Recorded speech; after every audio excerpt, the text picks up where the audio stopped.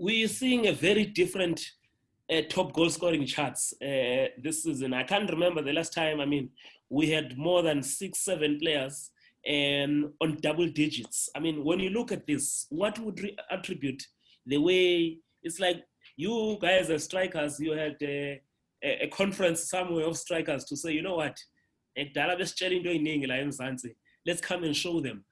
What would you attribute the way strikers have come to the party this season? Yeah, I think the strikers that have got double figures this season, I think it's an improvement. It shows improvement in SA football, and it shows improvement in the individuals. Because you look at how many players have got 13 goals now, and the top goal scorer recently is currently is Mhango with 14. The competition is very tight. So it's very impressive to see that, and I'm happy that South African football has improved in their scoring chat. So we shall see who's gonna take the golden boot at the end of the season. Maybe it might end with with 4 or 3 players having the same marginal goals. I don't know who's gonna get the trophy at the end of the season. So I mean, I can't say the one that is gonna finish on top with the marginal goals. He'll be the one that will take the golden boot. So I don't know. It's tight. It's tight. And having said that, you see, Mhango has played how many games now? I think it's 4 without scoring.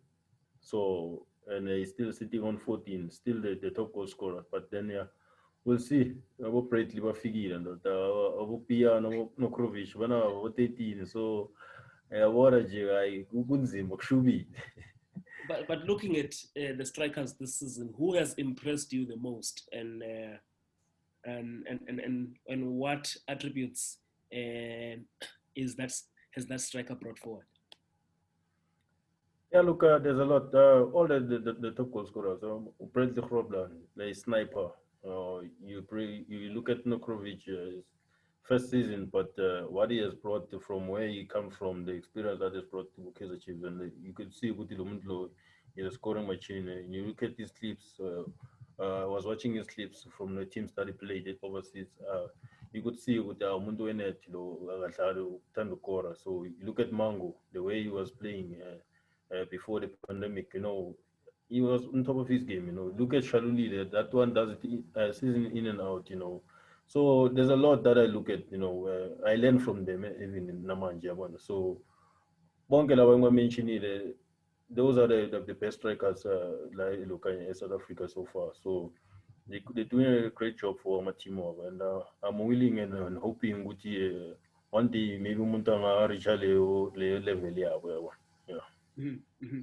And also, I mean, so my last question: you've won the league title before, and I see people are talking a lot about Kaizer Chiefs relying on aerial balls, set pieces. Does it really matter how you win the league? Look, we're not playing the very same football. All the teams are not playing the same football. So at Celtic, we've got our structure on how we play. Whether we lose or win, we play the same football. Maybe the tactics change in a day, like just like Kaizer Chiefs when we were playing them. But we knew their strength. Knowing their strength was a good point for us. So that's why we could close them. Because we knew that if then we could close the supplier. Never mind the Nokrovic or never mind the Castro, the ones that are up front, because those ones are the dangerous ones. But now the most dangerous one is the supplier. Closing the supplier, pressing the person that should pass them the ball. That's when it worked for us. And even if we were late to press, but when they played that long ball, on the day, I think aerially we were good. Our defense was solid. Mahashi, Litlabika, and Shabalala, I think they were on top of their game. They dealt with the aerial balls very, very well, and we could play from the second ball as well. That's when we managed to outcome Kaizer Chiefs, because we knew that they'll have Katsande sitting But then for the second balls, it will be difficult for him to join as well, because he's sitting there, not going forward as much. So I think it worked for us, with the way that the way they played against us. I think you could see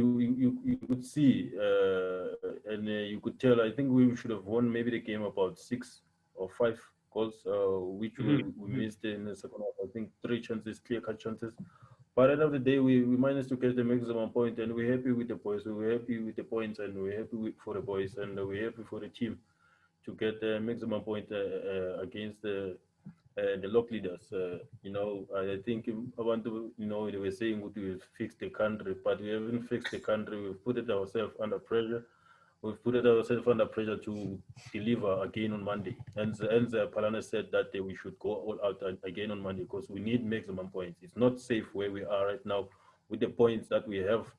They were saying that the season, if you've got 33 points, you're safe. But now you could see, even if you've got 33, but the teams that are behind you, you leading them with 3 to 4 points or 2 points. So it's a very difficult season that I've ever played so far. Even on top, if Sundowns wins today, it's 3 points different. The league will be interesting up until the end of the games that are going to be played. I mean, one of the things that make you say that is that also the result of bottom of the league, Black Leopards beating Maritzburg United last week. I'm sure everyone looked at that result and say, hey, no one is safe here. Yeah, look, nobody, even last week, nobody gave Black Leopards a chance. Everybody was saying Black Leopards this, Black Leopards that. This is football. It's just like the game that we played against Kaizer Chiefs. Nobody gave us a chance, and nobody was talking about Celtic. Everybody was saying Kaizer Chiefs are going to be taking the 9 points lead. Kaizer Chiefs this, Kaizer Chiefs that. But we knew what we want. We wanted it more than them. And we knew their strength. We knew how they're gonna come out, and it happened exactly the way that the coaches planned. And we just have to give credit to the coaches, and give credit also to Black Leopards and for getting the maximum points and making the league interesting. You look at the Polokwane City; they're sitting at the bottom of the log now, and you look at the number 15 spot, which is Black Leopards. I think the same number of points, and then it's Baroka, and then. Amazulu, then Barok, and we're still gonna play those teams. We're still gonna play Amazulu on Monday. We have to play Polokwane City. We have to play again Maritzburg United, which they are on top 8 now. But it's gonna be a difficult game. But we're gunning for them. We just need maximum points, as Palane said, and I said to the boys that look, we can't manage to lose the game. Our lose has to be a draw. We can't manage to drop 3 points because it's going to be difficult if we do that. You see, Polokwane City, they never thought that they'd be at the bottom of the log. And, when you are there, I tell you, my brother, it's not easy. It's difficult. It's difficult to come out of there unless you are mentally and physically strong. Then you come up the tops. And, but I think when Platinum Stars were relegated, you already left them, eh? Yeah. I was born by then. Yeah. So when you don't have experience of fighting relegation, do you?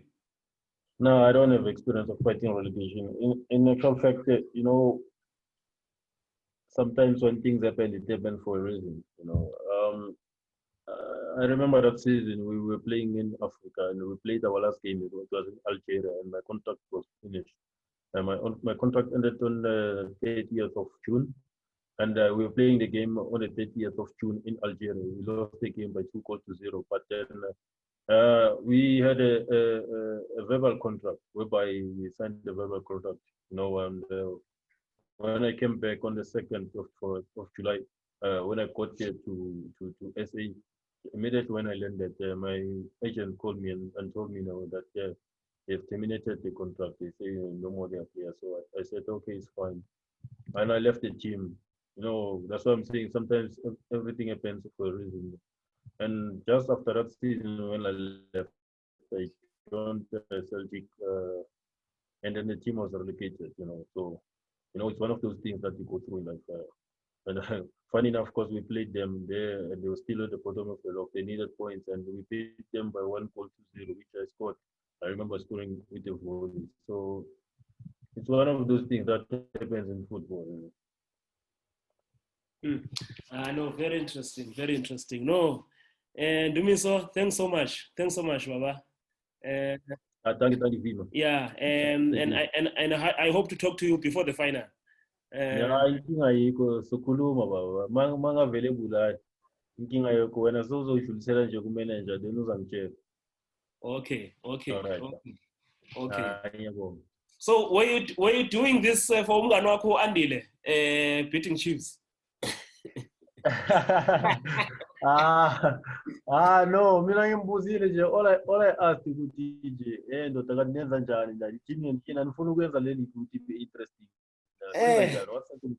So like we do talk, we ask each other nje ngomood yasekhempini yasho dana how much does grand, it's just one of those days nje yabona sibuya pandemic, sidlalile nje, after playing 2 games nje umzimba so uyazwa ukuthi umzimba uyawuzwa manje ngathi uyakhathalanyana, but with the recovery sessions la watholako from physio yiyo into ezincedayo. Yabona njengathi today we are off, we're having a rest day, kumele nje silale si-relax. Yabona yesterday sihambile sashaya recover sabuye sangena kupool, namhlanje we are totally off. We know ukuthi kusasa kumele sivuke si-right, si-fresh, nobody must complain. Yabona. Yeah, in fact, that's what I also wanted to ask Uti.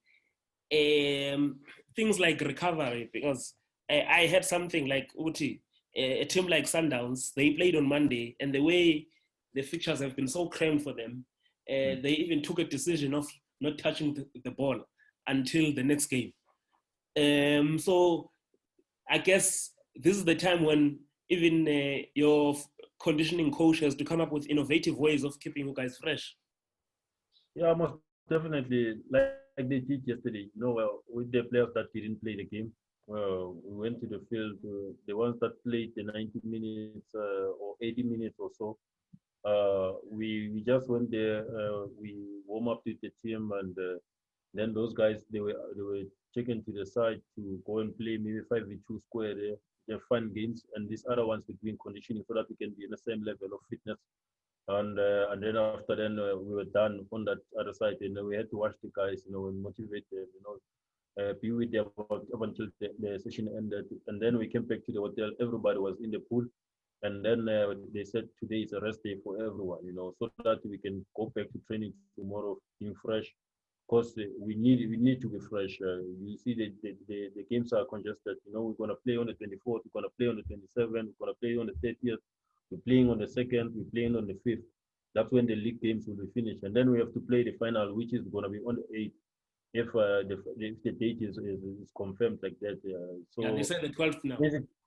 It's on the 12th now. So basically, we only have that break maybe after the 5th, after playing the last league game. But, the recovery session that we had yesterday from in the pool for 10 minutes, and the pool is cold, it's like ice bath. So it will help. So today we just relax. We're just gonna be sleeping, so that our bodies can be fresh. Tomorrow we wake up.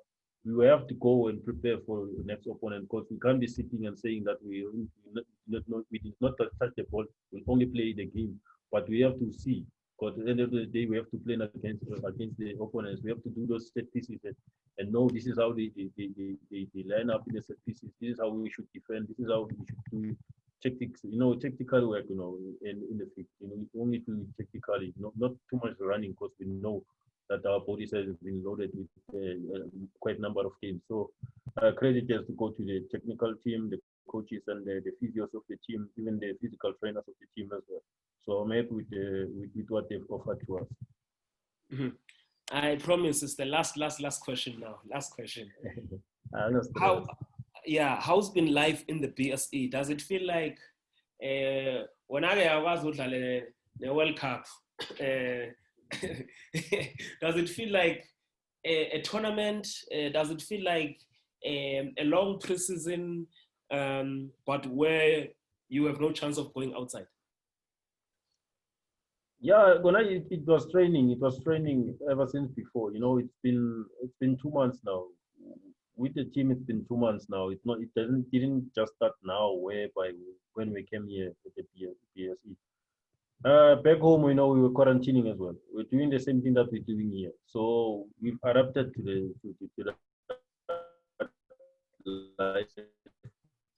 And for me, I'm good with it because I'm more of on something. But I don't. When I come back from training, I sit at home. I do whatever the errands that I had to do at my place, and then get to watch football. Watch my games, watch whatever movies and whatever. I don't get to Calavan too much on the streets.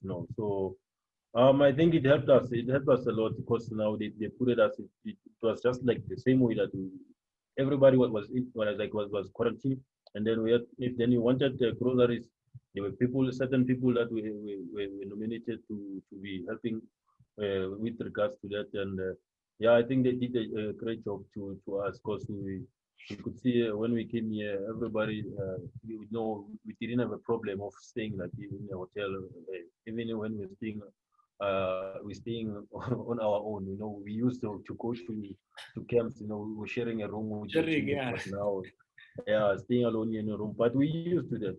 So I don't think it's a much of the problem to us. Of course, it's a good thing. At the end of the day, you have to be safe. Your safety is you should come first. Yeah. So mentally, in terms of the mental strength, that thing of also being alone most of the time, I'm sure it makes you stronger. Yeah, it makes you stronger because it also gives you time, to associate with your families and friends. So yeah, we meet up when we go for food. We meet up when we go to training. The spirit is always high. Because we just meeting. They know the guys know that we only meeting up there. We know always happy. If then one is not having a good day, we could see, we talk to him, and ask him what's wrong, because we know that at the end of the day he's staying alone in a room. Then we could call, even if you are in your room and then there's something wrong that is happening, we just a phone call away. You can even use the landline on in your room. That's why when we play our games, we just continue, and I think we're improving each and every game that we play.